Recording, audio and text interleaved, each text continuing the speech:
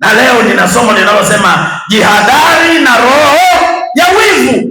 Kweli kuu ama ukweli usiofichika unasema hivi, tunaposema wivu ni sumu ambayo anaweza akainywa mtu alafu anatarajia aathirike mtu mwingine, lakini nitakuonyesha kwenye Biblia kuna wivu unaitwa wivu mzuri. Tuko pamoja jamani? Alafu aina ya pili ya wivu unaitwa wivu mbaya. Ukisoma maandiko kwenye kitabu Kutoka mlango wa 20 mstari wa 5, Yakobo 4 mstari wa 5 na wa 6, Wafalme wa kwanza 19 mstari wa 9, kama Mungu wetu tuliyemwamini anaitwa Mungu mwenye wivu. Sasa huu utakuwa ni wivu mbaya ama ni wivu mzuri?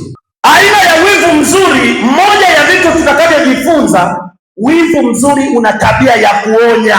Ukimwona mke au mume au baba ama shangazi ama mjomba anakwambia usifanye hili na ni jambo baya, huyo ana wivu mzuri kwako, anakutakia maendeleo, anataka aone siku zako za baadaye. Lakini kama hausikilizi, ina maana ya kwamba utakuwa umepuuza hiyo aina ya onyo la wivu wa upendo, ambao chimbuko lake ni upendo na linakuja kwako ili kukusaidia uweze kwenda mbele. Mungu atusaidie sana. Mambo yanayoambatana ni kama haya yafuatayo. Wivu mzuri ni hali njema ya shauku au hamu ndani inayofanya uwe na ari ya kupambana kwa kutazama waliofanikiwa na kutamani kujifunza kwao ili na wewe ufanikiwe kama wao. Mungu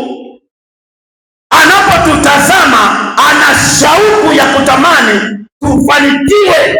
Akasema yale mambo mimi nimeyatenda, ninyi mkikaa katika neno langu mtatenda zaidi ya yale nimetenda. Hapa Mungu anatutakia mafanikio mema. Haleluya! Ni wivu mzuri. Jina la Bwana libarikiwe sana. Sasa unajua, wanaozuiliwa, wanaoambiwa usitembee usiku, wanaohojiwa kwa nini nikizungumza habari hizi, watakuwa wanasema kwa kweli, mchungaji, mimi nafikiri kumekosa kitu cha kukwambia leo. Kwa nini unazungumza haya mambo? Ni jambo la muhimu kanisa tulijue. Jina la Bwana libarikiwe sana.